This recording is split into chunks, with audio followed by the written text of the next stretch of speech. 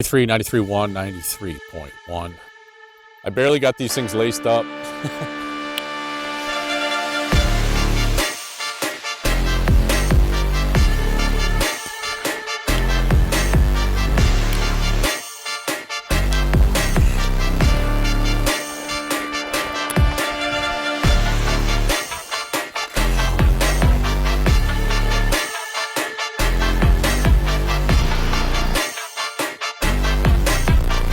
In to the number one hockey podcast, number one show in all of sports.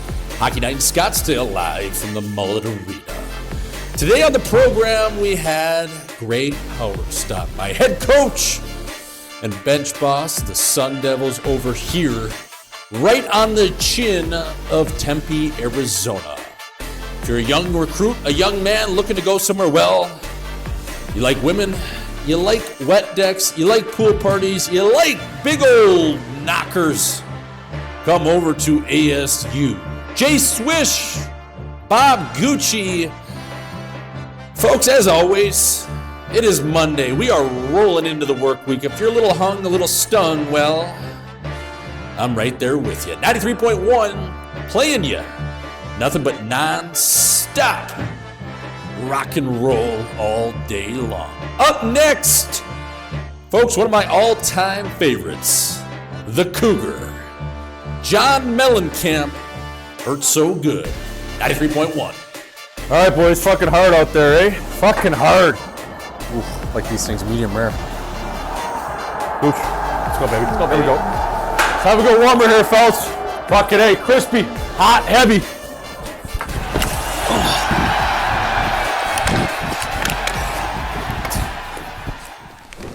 Folks, live from the iconic Mullett Arena, very special guest on the program today, head coach of the ASU Sun Devils, Bob. We have Greg Powers, GP, man. First off, thanks for joining the boys over here at Hockey Night in Scottsdale. You look unbelievable with the new get you got on. Yeah, you look crispy there. So thanks for coming on, man, and thanks for letting us do it here at my favorite arena, maybe in the world, the iconic Mullett Arena. Over the Ralph. It's got to be your second over the Ralph. Come on. Yeah, you're right. I maybe get a little horny there, but I'm just trying to pump it up. Hey, I appreciate it. Yeah, favorite visiting barn. There you go. Favorite visiting barn right here at the iconic Mullett Arena. You can't replicate the Ralph. Let's be honest. But what's up, man? How you doing? Doing great. Thanks for joining the boys. I've made it. I'm on Hockey Night in Scottsdale with Swish and Robbie, and couldn't be happier to be here. Yeah. Speaking of this arena, have you ever came in here like by yourself and maybe you bring just a 12-pack or a joint or whatever your vice is, a chew, and sit here and just look around and say, holy shit? Like, do you ever have a moment like that? I have a lot of those moments. My vice is tequila. So I love to have tequila. I'm a tequila only guy.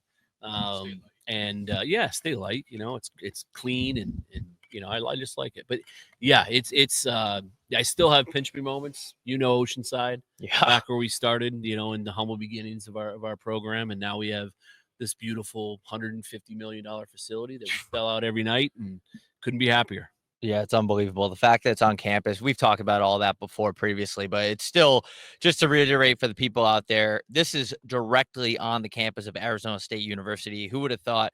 Yeah, Oceanside, not perfect, but what was the quote you always said? It was like it's a dump, but it's our dump, or it's a shithole, but it's our shithole. Yeah, that was my line. This is we knew it was a shithole, but it was our shithole. So we had to embrace it, and we did. I think we had the third highest win percentage in college hockey over the 7 years or 8 years that we played there. Yeah, and you got to grind through the mud. I mean, look at us. We take 3 hours just to hook up a couple microphones. But who knows? One day maybe we'll have a team of people, and one day we'll do it. Money's on you. Yeah, hell yeah, let's do it. You got a team of one. Yeah, we do. We do have. I mean, you're looking at two guys in their lower 30s here, GP, that can barely turn on a toaster or operate a microwave. So the fact that we even got this running and obviously, it's impressive. Yeah, Bob got the camera in. I'm just kind of here I was doing my hair. I had the mullet going, and this is a different shade of balayage, I think the women call it. So I was over at Great Clips this morning for about 6 hours. I actually went to a dry bar.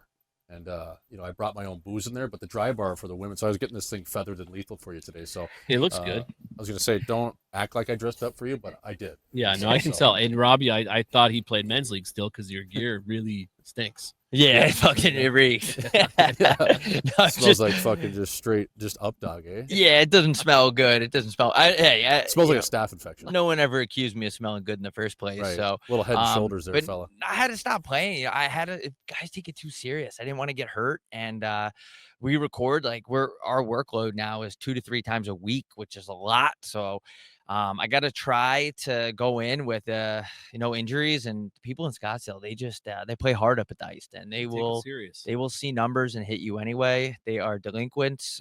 No disrespect, but yeah, I'd love to get back out here. I don't know if I still have eligibility left. If you guys have camp open coming up, I don't know how the transfer portal is looking for you guys, but I'm available. Yeah, I know if you do are. need. Yeah, You've always been available, Robbie. Yeah. You know, and your time at ASU was always we always cherish, but it's over. do you think so though? Like for real? Are you just saying that on camera? You think? No, I think it's over. We'll talk. We'll talk as a player, but you're always welcome back here as an alum and a supporter, and we love you. But I think your playing days are over. You think? Well, when this is cut, we'll cut that out. But we'll talk. We'll talk about. So GP, I wanted to ask you, like, what were you thinking when a 21-year-old Bob Gucci showed up? Just just the menace he is on campus over at Oceanside Arena. 21 years old, coming out of junior B. Had you heard anything about him just from the East Coast, or you just you were willing to? He was one of those guys that showed up in his New Jersey, was it Titans gear maybe? Mm-hmm. Yeah, red gear, and we would get almost 200 players to try out for our club team, so it was hard to stick out.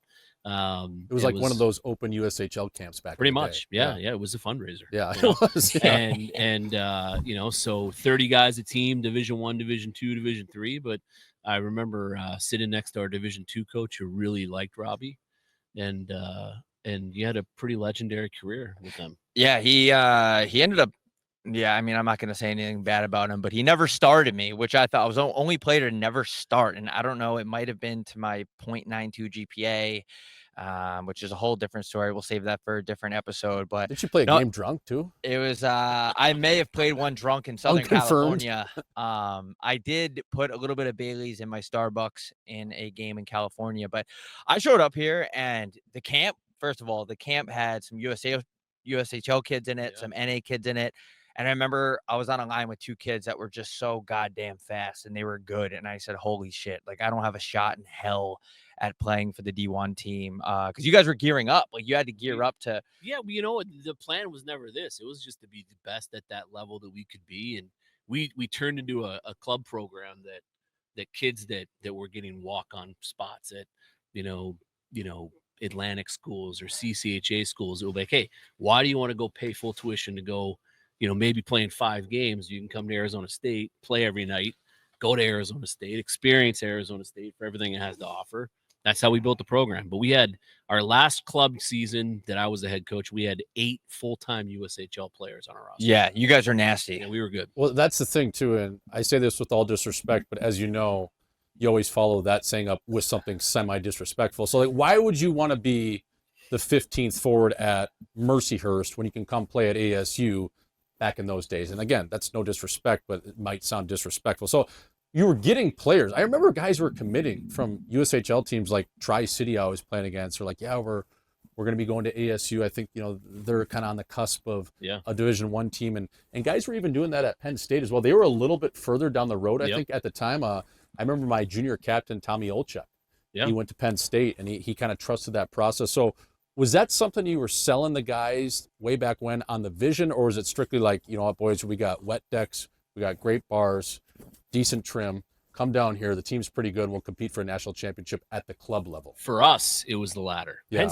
Penn State had announced they were going to Division I. They had the money in place. They had Pagula plans.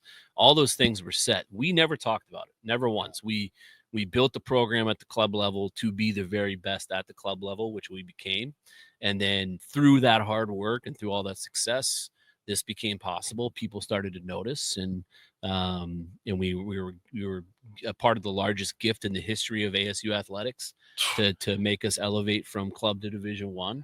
And it happened overnight. We went from club to Division I in 6 months. So part of the demands, if you will, of that elevation was you got to do it, and you got to do it now. right? So it wasn't a ramp up period. There wasn't anything. I think we had 16 of our club guys that we kept our first year of Division One, which was the right thing to do. You know, we wouldn't be here without them. And if I could go back in time, I would have just kept the whole team, because you aren't going to win right away, right? But we had a good culture. The kids worked hard. They loved the fork, and it was a wild ride. Switch, being a UND guy, would you ever consider, if you go back in time, well, I guess go forward in time, would you ever consider coming here over UND? Like, I know you can't say that, like, yeah, I but mean, would you give it a hard look? it's very hard for me to speak on that, Bob, because my whole family is from North Dakota. So I've bled green since I was, basically conceived. But if I was from a non-bias point of view of not growing up being a University of North Dakota Fighting Sioux super fan per se, yeah, man, why wouldn't you? Like, again, I mean, I think this place, we've talked off camera, obviously, GP, but I mean, from a sense of the coaching staff, this arena, the amenities to be able to get, better off the ice, and then just look around off the ice. It's a no-brainer. And something about that sun. I mean, that's why we live down here, right? It's easy on the joints. You feel I got good. stuck here. Yeah, I literally was going to go back you're to New still York. here. I'm You and me still both. here. It's been like 13 years. We're almost I 50. came here You're in still here. 1995 and I haven't left. It's crazy. It literally just reels you right in. It's just unbelievable. My mom to this day still asks, like, are you ever going to move back to New York? And I'm like, yeah, I'll be there in a sec. But getting back, I want to say something about the season. You guys opened up the season. First of all, you had plenty of great sweeps, big wins over like UMD. You guys beat Western. You guys swept. Who's that one I'm missing right now? It was Denver. But the opening game, you guys just kicked the shit out of Air Force. I think it was 8-1. And I'm thinking in my head, did you feel bad because that's a branch of the military and those are our future veterans? And was there a mercy rule that you would have stopped that? We felt so bad about it that we let them beat us the next night. Oh, is that why you guys lost? Yeah, because those are, and it's not the coolest branch of the Army, but they do, a lot of cybersecurity and a lot of Air Force. So when you kick the shit out of those kids, it's like, I didn't know if you had something personal against the Air Force or like, does that come in? Business is business. You got to win. Business is business. Yeah. And it was a lopsided win. And the next day, hey, college hockey, we turned around. We felt really bad for Air Force. They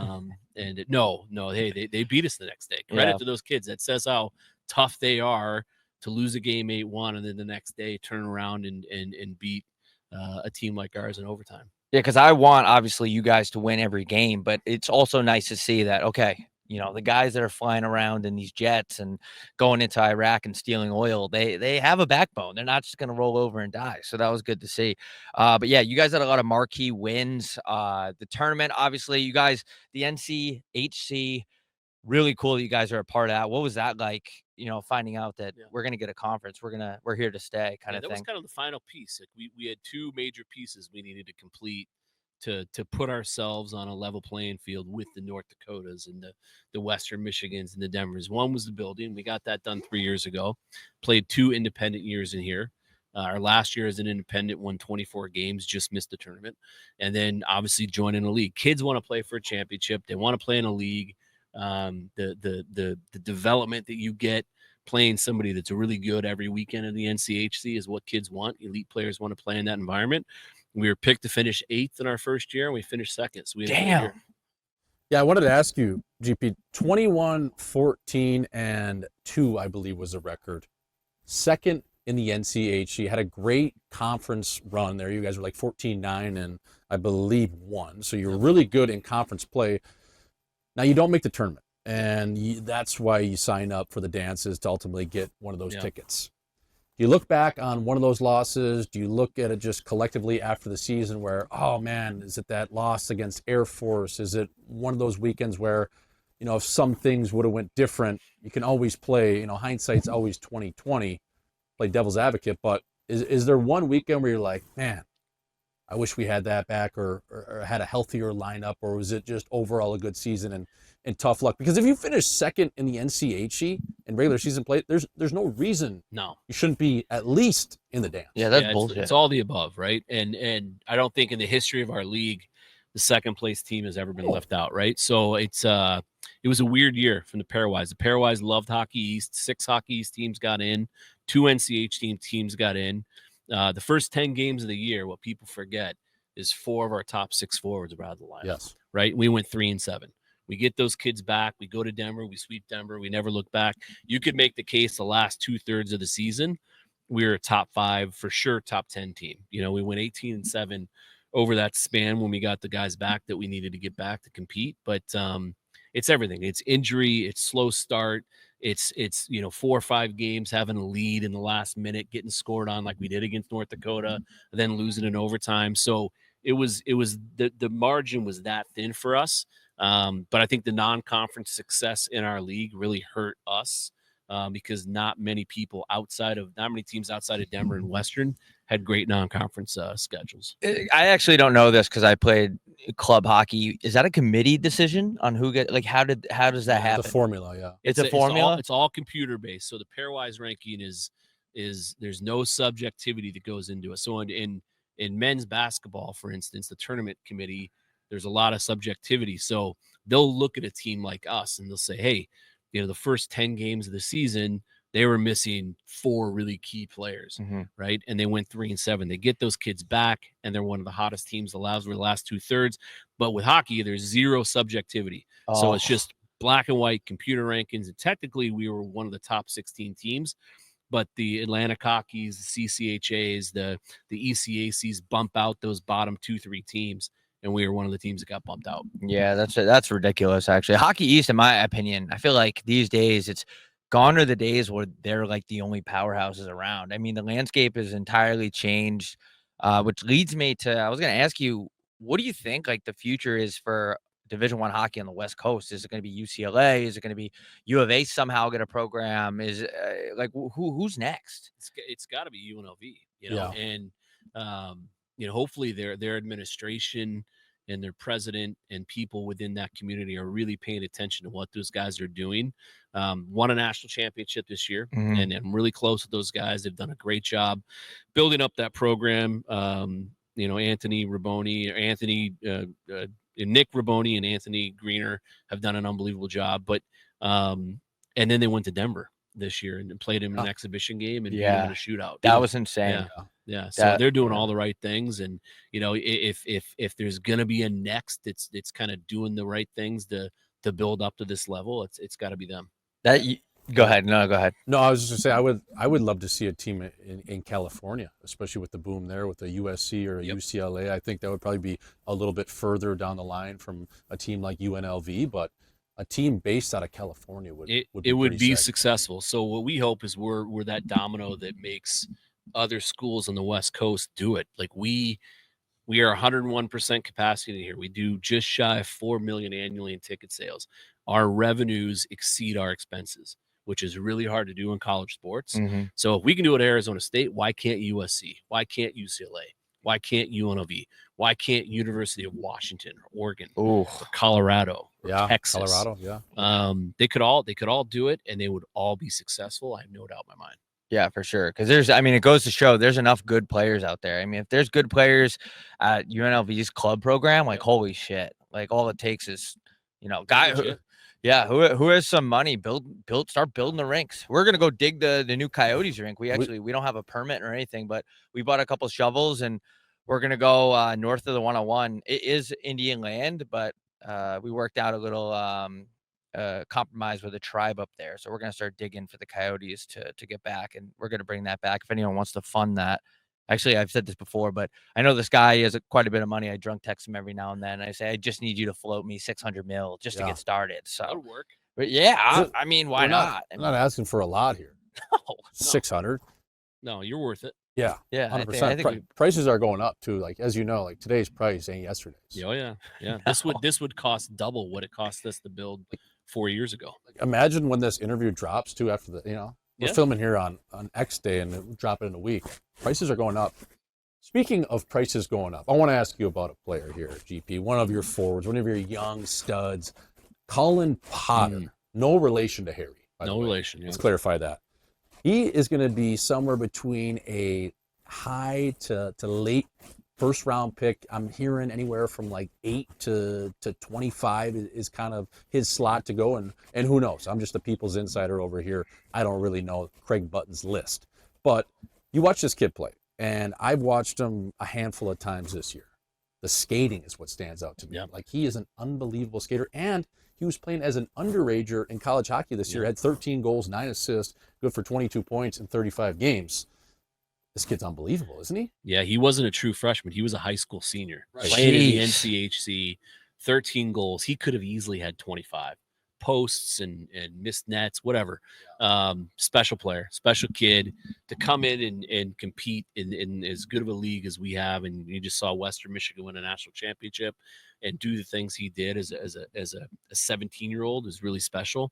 And I've had every NHL guy I talk to say he's the best skater in this year's draft, and he is. So yeah, he could go top 10. He's going to go somewhere, I think, in between 10 and 25, but he'll be our first rounder, and it's going to be a really special day to hear his name called and certainly Arizona State attached to it. 100%. And if you're looking at just like, maybe you're going down, a nostalgic memory lane here in the early history of ASU hockey at the Division I level, like that's another milestone for you. Joey Decord playing in the NHL is another milestone. Yeah. Johnny Puck coming in here and turning around the culture, that's another milestone. This arena we're sitting in, like, are these just like little benchmarks you kind of just take mental inventory of, or is there one moment that sticks out to you where, like, when you think about what you've done here in your time, is like, okay, that was the coolest thing so far, and I know there's more moments to come? Yeah. But what would you say that? I think chapter 1, what I've said is chapter 1 was pre-NCHC, right? All the great things that we did, making really 2 NCAA tournaments out of Oceanside as an independent. Players like Joey Decord, Josh Doan played his first year at Oceanside. He's in the NHL now. I played here. A lot of Annie here, and a lot of things to be. Yeah, Robbie played here. Right. That was pre-chapter 1. Yep. But a lot of things we're proud of we did in chapter 1. Chapter 2 is this building. Chapter 2 is conference play, and seeing how we competed, and how ready we are for that next phase of our program. We believe we're there. We believe we could have been there this year. But watching the Frozen Four, we believe we're a program that's on par with the very best in the country. And we feel like we're kind of just getting started. So Bob Gucci he maybe wrote the foreword to ASU hockey. Yeah, he's he before did. chapter That's 1. Perfect. Yes. Yeah. Okay. Yeah, hearing somebody getting drafted from Arizona State on that NHL podium, that's actually going to be crazy. That's going to be wild to hear, because it's always like from, London Knights or from the Russian Super League. Yeah. Now Arizona State's on the board. We have another kid coming in that's projected to be late first round, early second, in this year's draft. So it's exciting. It's starting to really take shape, and elite players are wanting to come here. We had 2 NHL contracts this year, 3 American League contracts. So kids are starting to realize they can come here and develop and become a pro. Yeah, because that was the knock originally. Like, well, how are they going to get guys that want to go right to the NHL or whatever? But it seems to me like, pretty quickly, just having a couple of guys already is crazy. You had guys going in when this thing was still, maybe first NHLer. Decord. It was Joey was here in our very first full season of NCAA play. Okay. Yeah. Okay. Yeah. So that's crazy. So to have a kid on that roster who ended up leaving after his junior year and is now obviously a starting goalie in the NHL was really cool. Crazy. Yeah. And who's that defenseman that signed with Philly for you guys? Ty Murchison. I like his game. Yep. Yeah, I like his game too. He's got a chance to play in the NHL. I do too. Doubt. He's going to be a better pro than he was a college player, because he can kind of, he's plays a lot of snarl, and they call everything in college, right? So we had to really kind of rein him back more than we wanted to because of how college is called, and now he can just go. Yep. He's going to be a really good pro. Yeah, that's what I was thinking. I was thinking just with some seasoning, some Lowry seasoning salt in the American League in the jungle, a couple years there, and I think he can be definitely a solid player for sure. Especially in Philly. Yeah, that's and by the way, if Torts didn't get canned, I feel like Tortorella would have loved him. Just because he's physical, he doesn't, he's in your face. But led the country in penalty minutes, I think 2 out of his 4 years. Right? Oh hell yeah, he's a hell of a player. Greg, I think my guys at UND might be able to answer this question a little better than per se you. But what is this love affair with UND and your ex-goalies on this team. Now we're taking our second goalie from ASU. Like at this point, I don't want to call it sloppy seconds, but we keep taking maybe that something that you guys might not be using and in a polite way. And so is this a sloppy second? I know, maybe from the girl department it could work, North Dakota, ASU, that makes sense. But goalies, I'm thinking like, fuck. We're kind of picking off, some of your ex-goalies here. It's interesting, that's for sure. You like your exes over here at I guess so. Hey, both great kids. Yeah. And that's the landscape we live in now is kids have the opportunity to go seek different opportunities if they choose to. And we certainly benefited from the transfer portal in a lot of ways. We're a program that has embraced it. I know North Dakota has certainly embraced it as well. And it just so happens they're the last two goalies from ASU that have gone in, the Fighting Sioux. I can't call them that anymore. No, the Hawks. The Hawks. Bring back the Sioux, by the way. I agree. Like, I'm so tired of the libs right now. Like, bring it back. But TJ did a great job up there this year, especially in the last third of the year. He was really good for him. And Gibby's a grade A kid. And we wish him all the best, minus 4 games next year. Right. Because he had that great game against UND. He did. He was lights out. He was lights out that game. He was lights out. So that's probably what they saw. But Greg, I want to ask, like, if you're looking at the Old Testament of ASU hockey, we're going to call you Jesus. Is Johnny Walker, is it fair to say that he's Moses? I think that's fair. Right? Because I saw him a couple nights at Oceanside. It looked like he was walking on water. Yeah. Like, is it fair to say that he's one of those guys that in the early days, and I love Johnny Walker. I love the person. I love just even hear about him when I was playing pro hockey. He's like, Johnny Puck with another hat trick against Robert Morris. Fucking rights. Yeah. So if you're looking at just staples of those early days, he's one kid that's awesome. He's still kind of connected to the program. He's connected in a big way. Yeah. He's here all the time, and you see him in our gym in the mornings working out. He goes to the gym? Yeah. That's he just insane. started like 2 months ago. Yeah. Yeah, he was getting the barrel, so he needed to check hit it himself hard. And he's working out with Leanne now and getting back involved. But he's in the youth hockey scene. Johnny he will always be an ASU legend. Yeah, and he's kind of that first him and Joey DeCord in that era. Just it gave us an identity. It was his name's unique, his personality's off the charts. Yeah, on the ice, off the ice, in every way. He gave us an identity. And kind of in our early days, was a kid that made it cool to be a Sun Devil, Yeah, I mean, he was scoring even as a 39-year-old super senior. Like, he was scoring at a rate that was unbelievable. Like, at one point, I think he was definitely. You saw he might transfer to Western Michigan, right? Yeah, I think he still has. Year. His 19th year of eligibility. Because he played 5 years of club before, right? Yeah, and then he played 4 or 5 of D1. Yeah, he was playing club he was hockey here for I think 10 years. So it a was lot of people like go that. to school for 10 years. They're called doctors. Dude, he would come over to my apartment and he would just like eat all of my shit. Yeah. Like, as a freshman, even though he was older than me. We went to his 40th birthday the other week at Buffalo Chip. It was fun, man. I just didn't realize he had like a whole family and kids, and good for Puck, man. Yeah, he is an absolute legend, though. I He mean, is. He is.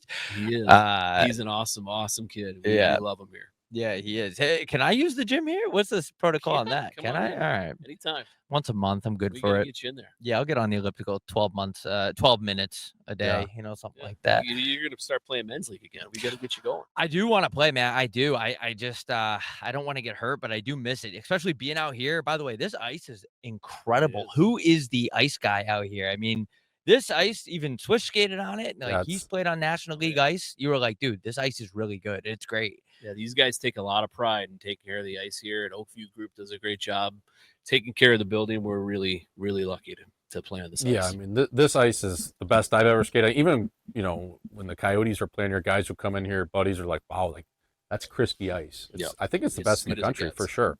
So whatever they're doing over here is good.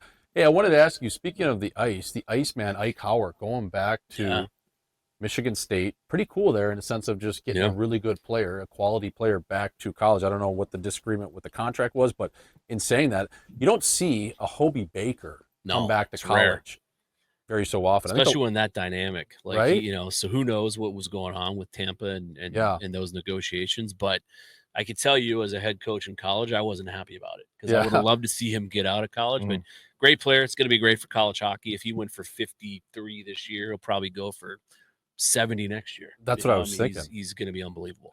In my defense, though, like I was playing, not to make this entire podcast about me, but I was just playing through a lot of adversity, failing out of school. It wasn't it just wasn't going to class. That was the thing. It wasn't like I was going and failing. It was hard I was living at the district. It was a lazy river pool. Yeah, but look at you now. Yeah. That's not on you, though. Look where you are now. Yeah. We're the number one hockey podcast, in the world, actually. And we have the largest female demographic listener base out of every single hockey podcast. That's a fact. That is true. Yep. So check the numbers. They say you won. The numbers don't lie. Yeah. It's only getting one day we should do a live show here. That would be cool. We can sell tickets here. Let's do it. Do something like that. I want to ask you, too, like, those Pat Tillman jerseys. Yeah. You guys always had, like, almost, I would say, the equivalent to Oregon football with the schemes. My understanding is the NCHE doesn't allow you to rock more than 3 jerseys. 4 now. I think it's 4, but can we get that jersey back in the mix? Yeah, we need to get a lot of them back in the mix. Yeah. Like I thought our jerseys last year were good. So what happened was Adidas stopped making hockey jerseys. So we went to CCM, and it was late in the game with designs and all that stuff. You're going to see another jersey come into the fold this year. But yeah, that was what we did early. We had to find a way to be unique. Look, they hired a club coach out of the gates. We played at Oceanside. We didn't have a league. We did it in 6 months. So we said we want to be the Oregon of college hockey. Something that's going to make us stand out and be a little bit unique. And then I think it rubbed a lot of traditionalists the wrong way, but we don't really care about that. Yeah. It gave us I thought, a really cool identity. What was that transition like from having, that club coach title to college? And I'm sure you had the biggest chip on your shoulder. What was that like to kind of earn respect? Like, how did you handle that? What would go through your head when you're just like, I'm here to stay. I deserve, the respect I got here. Yeah. We have a winning team. What was the process like that, even mentally for you going through something like that? You learn a lot through that, right? Because there's a lot of naysayers. There's a lot of people that didn't understand the work that went in to get the program to where it was. You saw it, but a lot of people didn't, right? So they think, well, Arizona State goes Division I. What are they doing? But you learn real early that if you focus on, this is what I did. You focus on all the naysayers and all the negativity, it ends up being a really, really heavy bag. So you just focus on the people that do believe in you, which is what I did, and proving them right. And here we are today, and we're in a great spot. Yeah. So you didn't really go into it like, fuck these people with a negative attitude. You did, but you more focused on the positive stuff. Right? Like you always have to operate with a little bit of a chip when you're the underdog, and I certainly haven't lost that. But you earn respect, and at the end of the day, that's what we had to do as a program. For sure. What I've had to do as a coach, and it doesn't come easy, and you got to earn it, and we feel like we've earned it. So, you ever? What? No, I was gonna say, you ever get like an opportunity to like anything like a Netflix or like a document? I feel like this deserves it. This story, some sort of any opportunities like that come to you yet? There's been some, yeah. We're considering it actually a Netflix deal.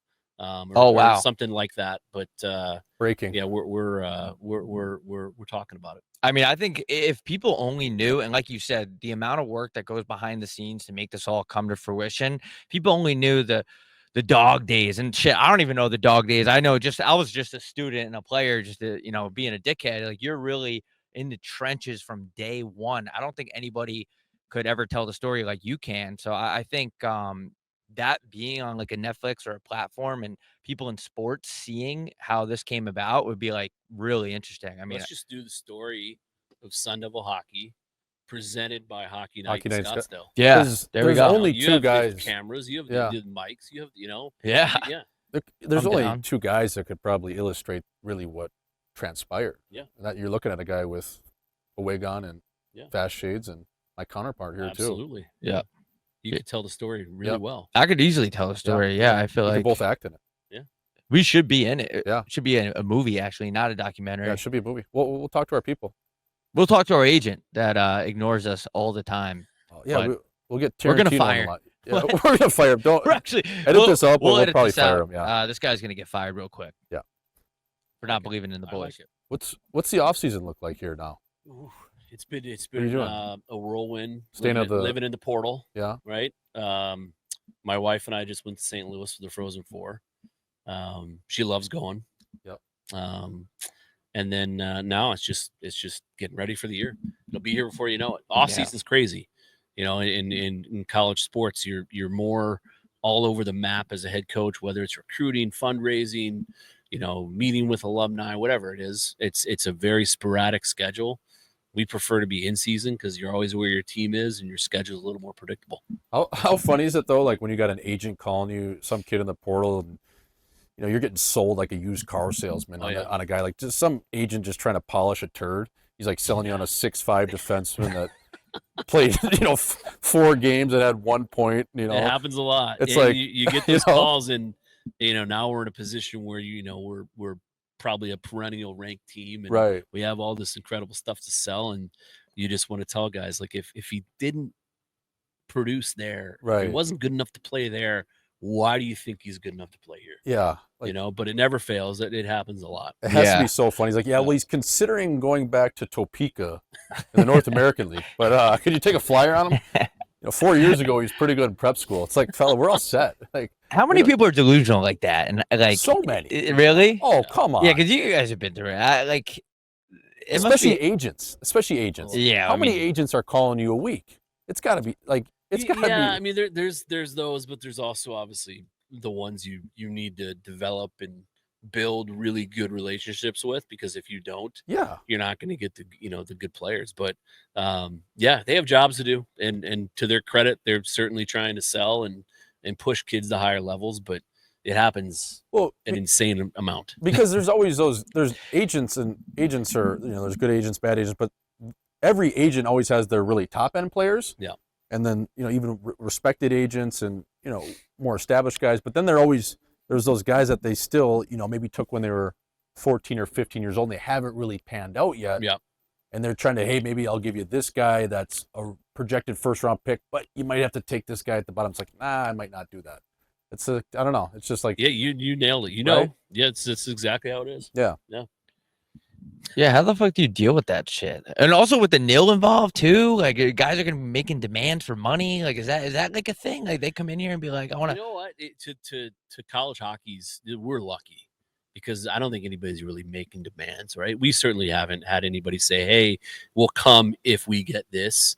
It hasn't hit college hockey as hard as you'd think. Where our poor football coach and our basketball coach, like it's the world they live in a big way, and it's running that landscape in every way, and it isn't that way in college hockey yet. Yeah, it's also, I feel like it's more difficult to be like that in a sport like hockey. It's a team game. It's like, if you're a starting point guard on a basketball team, that has way more, that guy can dictate the whole game. In hockey, it's like, look, you got 20 soldiers out here.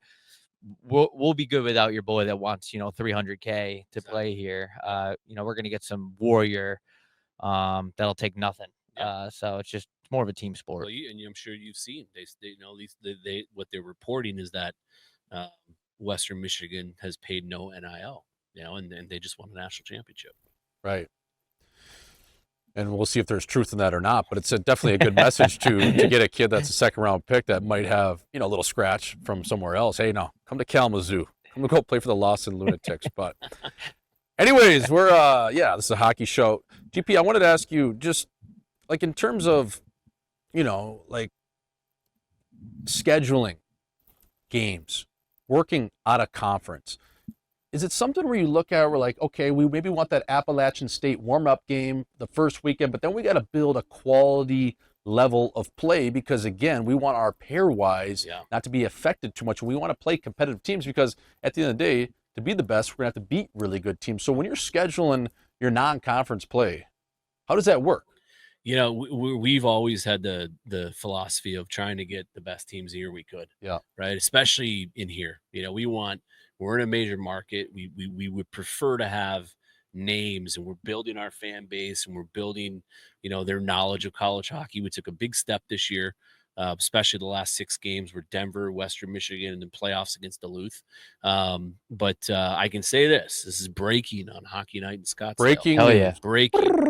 We will open the season. I won't say against who, but against the Big Ten team. We will also host the Big Ten team for a series over Thanksgiving. And then we host the Icebreaker the weekend after the first weekend. It's a tournament, 14 tournament, and Notre Dame's in that. So damn, 5 home games next year against Big Ten teams, which is awesome. I'm hoping that first weekend, not that you have to say, is Wisconsin. I would love to see it as my place I grew up. Love to see these Badgers come in and just get pissed. Never know. Could be. What's the expectation going into next year? Obviously, you want to make the tournament, but are you already at, hey, it's national championship or bust? Like, what's going through your mind after a season like you just had? I think obviously, with the season we had, 21 games, second place in the NCHC, winning record against Denver. We went 3-2 against them with an overtime loss in a close game in the semis. We were the only team to beat the national champs in regulation in Western Michigan. We want to end our season next year in Vegas. That's where the Frozen Four is. And I think anything less, we will be very disappointed with. Next time you do a show with tequila, I should be invited to that. Yeah, you should. We'll do another one. We'll do one during the game. We'll come on the bench and if you don't mind, fill the water bottles up. Yeah. What's your favorite kind of tequila? You know what? The best tequila you can get for the money is the Kirkland and Reposado. Wow, really? It's unbelievable. I would have never. You're a rep guy. I'm a Reposado. Like a little dirty. Yep, I like it a little dirty. Yeah. Oh yeah, that makes sense. Yep, Sun Devil. Exactly, and a little aged. Yep. Right. Yep. But yeah, it's $19.99 a bottle at Costco, and man, you taste test it next to some like $80 to $100 repos you get in a grocery store or liquor store. It's smoother, it's better, it's incredible. Really? Yep. Wow. Yep. Yeah, it's kind of like how you heard it here first. Costco always used to sell me on like their golf balls, their nuggets too. They're like Pro V1s, but then I could never keep one in play. Yeah. So I don't know. Yeah, so maybe I'll have to try the tequila. They say the vodka is Grey Goose. Okay. I don't know if that's true, right. but I'm a tequila snob. And I like the Clase Azul. I like the high end stuff, but that is like the day to day. Yeah. It doesn't get better than Kirkland Reposado. You drink that neat, just one cube? A few cubes. Few cubes. Yeah. Cubes. Yeah, on the sipper, lemon. Is it true that with tequila, this is a tequila show, if you drink it and then you breathe out or something, there's a way, the proper way to drink it? There was some guy that was absolutely hammered that was telling me about this, how you swish it around, you breathe out through your nose, and then you swallow it, and you don't really get that bad taste or like an alcohol taste. Is that true? Or I don't know. I think people that have this negative connotation with tequila are the people that shot at Cuervo in college, right, like you did. Yeah. And but not sitting around with a few cubes of ice and some lemon in it, sipping it, chilled. It's a much different experience. Yeah, do it that way. You're at the Tommy Bahama bar. You're actually having a good time. Yeah. You're not in an apartment with a sticky floor and right. Your pee is stinging and there's a bunch of shit going on. You're not using a snorkel to fill it up and shoot it. Yeah, that makes sense. You got any sneaky spots around town that you want to dox your own, watering holes, or you just kind of keep it at home? There's a place up by I keep mostly at home, but Salt and Lime on Shea. Oh yeah, a great place for some great tequila. Mm. You get a lot of options there. And then there's this sneaky cool speakeasy my wife likes to go to. It's called the Goose. It's up in North Scottsdale. Really? It's awesome. Yeah, it's next to it's at a pizza place. You got to walk through like the employee kitchen to get into it. Okay. It's really good. Is that kind of near like DC Ranch in the living room? It's south of that. Living room's great too. We go there. But it's off of like Via de Ventura and Hayden. Yeah. Old Town, you got to keep as Swish would say, you got to keep your chin tucked over there. You got to really keep your head on a swivel. It's a little bit different these days. So I just keep crawling up north and north. It feels like. Yeah, no, it is it's a war zone down there, that's good to know though. What's your favorite place because people always ask us, so it's kind of nice to ask somebody else. What's your favorite restaurant to eat, like a steakhouse or whatever, when you're around here? Dominic's is really good. We love that steakhouse. Maple and Ash. Ooh, really solid. Good. Really good place. Hell of a brunch. Yeah, I mean, there's so many good steakhouses. Fleming's is good if you just want to. It's a little bit lower end, but there's. Have you been to that place in Phoenix, like Durant's? Durant's is the best. Is it? Yeah, I gotta try that. I think they might have sold it and closed it down just recently. And I think they're moving it towards like Gainey Ranch. It was unbelievable. It was like it gave you like you walk through the kitchen on the way in, you get the old mafia feel, kind of old Italian. It was really good. I'll have to check my sources on that because I believe that was per Craig Morgan. But yeah, I had heard that they're moving it from downtown to. If it's per Craig Morgan, it's got to be right. Yeah, that's what I was thinking, Yeah. right? Local guys been here in the valley. He's as big time as it gets. Right. So, yeah, I got to check that out. And the living room is a great spot too. You know what I love though, and I've actually we've been venturing there a little bit is the Dirty Dog Saloon. Okay. We always talk I've about on not the been show. there. It's Scottsdale and Shea. Bring a knife. Bring a knife. I would say you're safe until the sun sets. The bouncer out front does carry nipple clamps in case things escalate to that point with your significant other. And then inside though, it's like Coyote Ugly on steroids. Oh, So, wow. see the beautiful women of the Dirty Dog Saloon. Well, next time you guys go, you got to let me know. Yeah, Yeah. they're hanging from the It's rafters. not too far from my house. Yeah. Yeah, me And- either. Easy Uber. Yeah, it's easy, and Yeah. and a lot of women donate their bras to hang it up, for the fallen soldiers. So the whole ambiance. I don't is- think I could get Mrs. Powers to do that. it's great. but, Well, yeah. you never know. I mean, Never know. It's a dog, Never know. right? You There's walk in a that different. huge one that's still there. There's Yeah. I mean, you could parachute home with this thing. Like it is gigantic Yeah. in there. Like there is a lot of big women going to the Dirty Dog. That thing but- was a hot air balloon. Yeah, it's actually a crazy bar though. Like I have a good time there, but it's like Head on a swivel. yeah, head on a swivel because it is a biker bar, and I forget how serious the biker guys take that shit. Like I actually went there a couple weeks ago, and it was bike week, and I didn't know that. I was like completely out of place, but it's good to try new things. It's better than going to Postino for wine and a cheese board. Yeah, Or in a just- bottle. Yeah. Yeah, it's kind of fun putting your life on the line every now and then just for a Friday night. But Dirty Dog. This episode is brought to you by the Dirty Dog. Thank you for being a sponsor. I don't know what else to say with that. Are they but really sponsored? No. Okay. No, I don't think so. Not at all. I don't think they just see us walk in there and just shake their head. Well, these just a- like they these know assholes again. we're not that Yeah. demographic kind of thing. But Right. I actually do really enjoy it in there. Yeah. I do. Well, I don't- Cave Creek too is a sneaky spot. Oh, yeah. You ever get up Yep. there? Buffalo Chip. Buffalo Chip, Harold's. Yeah. Oh yeah, it's The legit. Horny Toad. Horny Toad. Horny Toad's good. Yeah. What's that one Steeler bar? It's Pittsburgh. Harold's. Is that it? Harold's, Yeah. Yeah, during the day it slaps, dude. Yeah. It's like I don't appreciate drunk driving, but the parking lot is full. I'm like, how are all these people gonna get home? Yep. Everybody in here is just blasted. Yep. It is Sunday during the NFL season. That's it's, a good it's place so to go. far up there that it's like when you're committed to going out in Cave Creek, like you're committed. Yeah. Right. You're going. Yeah, you're going yeah. out. You're out for the duration. Oh yeah. 'Cause it's I've so far. I've gone to Cave Creek for a matinee shift and literally been on Airbnb like within 3 Yes, hours. exactly. I'm not making it home. Yep. I actually one time I went to the Buffalo Chip. They ride professional bulls on Wednesdays and Fridays. I drove there on a Wednesday, left my car, picked it up on Friday, drove it right back to the Buffalo Chip, and actually left it again. So my car was at the Buffalo Chip for a better part of a week I believe it. because I mean it's it's a back to back. Yeah. You got a day's rest, but you're hung. You go. Like I said, you go up there. You're committed. Yeah. Yeah, you are committed. There's that one Hampton Inn up there too. Yeah. And nobody gives a shit too. You can walk in, no one's even at the front desk. You just kind of just take a room. Just Like get a they're all, room. yeah, just ask one of the maids to let you in. They do. They don't Yeah, you care. don't even need a key card there. It's crazy how different it is 30 minutes north. I always get a kick out of that. Even Tempe these days, like I went back to campus and I didn't even recognize half the shit that was going on. There's hotels on Mill now. There's like West 6. It used to be like that's the biggest building. That's it. Now there's the Omni. There's it's buzzing. Like it's Yeah. crazy. It's just a It's little city. unbelievable. Tempe's as good as it gets. By the way, did you know that the new head coach of North Dakota, Dane Jackson, great guy, Yep, his the best. daughter is going to be a Sun Devil next year?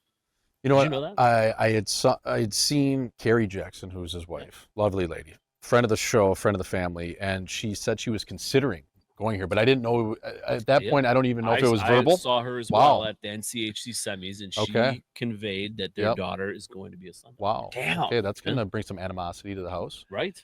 I know. Yeah. When did that rivalry? Was it in Vegas where that really started between UND and You know, ASU? I mean, I wouldn't even say it's a rivalry yet. We haven't Yeah, earned that. True. You know, we got to earn that, right? And we're still new, and we got to earn that. But I think it'll get there. For sure. It just makes so much sense because there's so many drunk farmers that have places here that are snowbirds, and when they come down here, they're used to going to maybe Coyotes games in the past, but now it's obviously with ties to the University of North Dakota people Yeah. coming to Arizona. I mean, there's tons of people from North Dakota all over the valley, and of course they want to watch their beloved team. So I think it's going to get to that point. It's going to take I like think a it will. bad-blooded playoff series that we all love in hockey, Yeah. and that's really going to build it. Yeah, and we play them 4 times next year. So Yeah. we only got them twice this year. We're gonna go to the Ralph for the first time ever.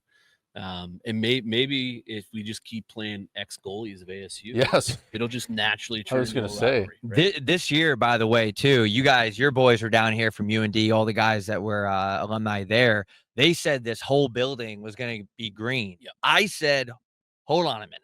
Like, ASU's going to hold it down. They're like, this building's going to be 80% green, blah, blah, blah. I'm like, that's bullshit.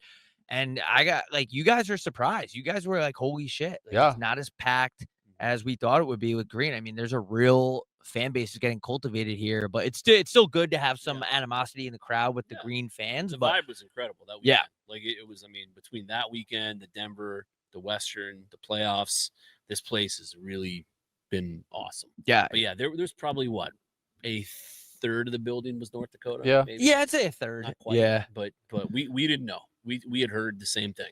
Like it's Yeah. going to be 80, 90% Right. green, and it wasn't at all. Yeah, I just got to say, as an Arizona State alumni, that I was proud of I was too. ASU. I think the coolest thing for me though is the student body. Yeah. Like that's sweet, man. That's how you know that Yeah. it really is registering in these kids' heads, It is. because there's a lot to do here. Yeah. I mean, you could be at El Jefe every night of the week. Yeah. You really could. But you come here to the Mullett Arena to watch the boys play. So that's when I saw, I was like, wow, Mhm. this is really something here. And I think a lot of people in the college landscape and college hockey landscape, they still don't really understand that. No, it's like the students line up, to get in here, and it's first come, first serve if they download the ticket in time, and they were incredible all year. yeah, They really neutralized the green for us that weekend for sure. in a big way.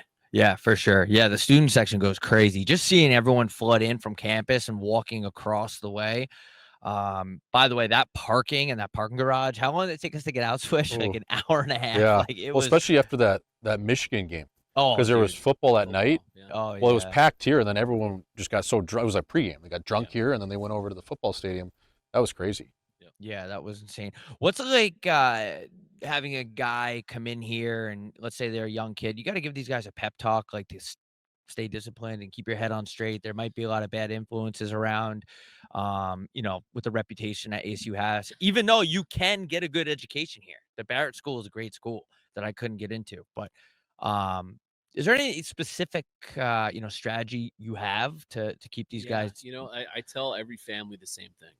So if you think that the guys at North Dakota or the guys at St. Cloud or Duluth or Harvard or wherever don't like to have a good time, you're crazy, because they do. Yeah. And you're going to find a way to have a good time no matter where you go. That is true. Right? We just get discriminated against because our parties are outside by a pool and palm trees in January and February. It's that simple. That's a great point. So there's no difference. There's no more, social trouble. It's just a little bit on steroids, and it's better. Yeah, it's better aesthetic. Right. Yeah. Our parties are on YouTube. You guys don't have parties on YouTube. You know what I mean? Exactly. Like it's Right. more out there to see, and you can bet your ass people are drinking at St. Cloud or North Dakota, because that's theoretically most times that's all there is to do. Yeah. Besides the arena, and then happy hour hits, and you're like, fuck. Yeah. And when you educate them, like you said, like it is really a tremendous academic institution. It gets flack but what our president's done to turn the perception of that around, whether it's Barrett or a top 20 business school in the world, anything you want to be at ASU, you can be. True. That's the advantage of a big school with so many. You want to be an architect, we have architecture. You want to go into nursing, we have nursing. You want to go into construction management, we have that. We have anything you want to be, you can be here. Right. I was a bio major for 2 weeks. I don't know if you know that. I was biology. Pretty good stint, man. 14 days. Yeah. That's Well, what happened was I went to 2 solid. labs and I was like, nah, like, I can't. What'd you switch to? Film. Film. Okay. Yeah. Which I'm using right now. There you I go. actually set that camera up. I Yeah. put the battery in. So it's coming really handy. But no, when I was in those labs, I was like, wow, there's some really smart people here that I didn't really expect myself. But yeah, it's a great school. I agree. Like, what's life like for the guys right now? Yeah. Obviously, working out, finish school, and then will a lot of them go home for the summer, get out of the oven for a bit, come back for preseason workouts or summer workouts? Like, every school does it differently. So I'm just curious what your guys' regimen is. Yeah, in the past, they all went home because it was so hot and they didn't want to train at Oceanside. Now, we have this beautiful facility to train at, and Leanne's there every day. Our strength coach is unbelievable. Most guys stay. Yeah. Right now they're doing their spring program where it's heavy in the gym, a little bit of skating, but so they're busting it hard right now, getting ready for next year.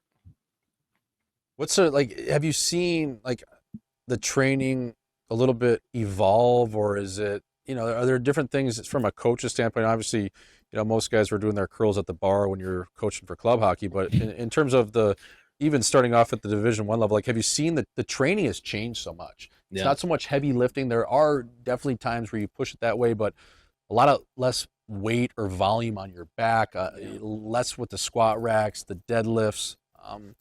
Have you seen a change in terms of, because the game is so fast? In terms of technology and obviously all that stuff, everybody has a performance coach. Every top program does, and I let her handle all that. But I think across the board, the development in college hockey in general is really starting to just get more and more and more respect. You see the amount of guys playing in the National Hockey League, play college hockey, go up every year. They're ready-made because they're in the gym 4 days a week in season. They're not playing 80 games in major junior, living on a bus, eating fast food, living in somebody's basement. They're playing 2 games a week. They're in the gym, getting bigger, getting stronger, and turning their bodies into men.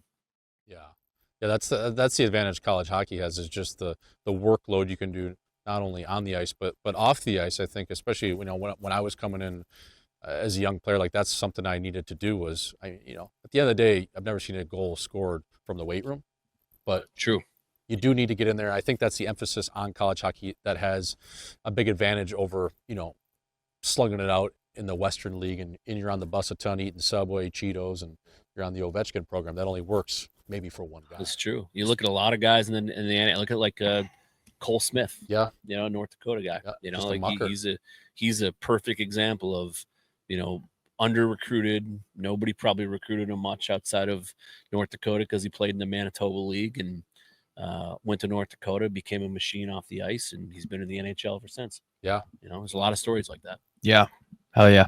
I know your toes got to be freezing. My feet are getting a little cold. Yeah, my head is killing me in this helmet. It's so small. Well, I can't even talk. I'm like, should we wrap this up? But you want to do the outro? Yeah, no, just Coach, thanks again for coming on, man. Yep, it's my pleasure. We love you over at Hockey Night Scottsdale. You're always so good to us. Anything we need as far as tickets, letting a couple assholes come use the ice for different things. So we do really appreciate everything you do for us, and we hope to do it again. And just thanks for taking the time today, even staying with us with the technical difficulties and all of it, man. So always here for you guys. Thank you for real. Yeah, thank you. Anything we need, man, you're always right here for us, and we appreciate that so much. So thank you, and best of luck next year. I can't wait for the season to get started. Neither can I. Let's do it.